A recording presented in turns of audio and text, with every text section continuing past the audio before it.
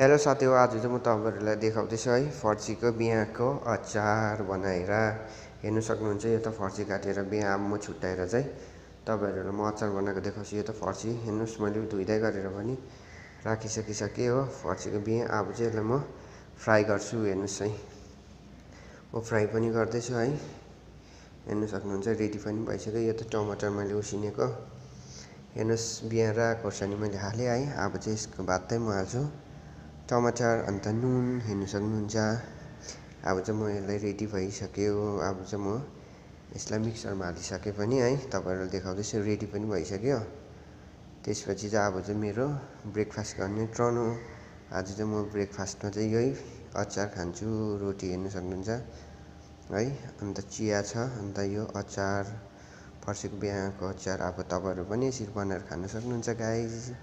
हेर्नुस्।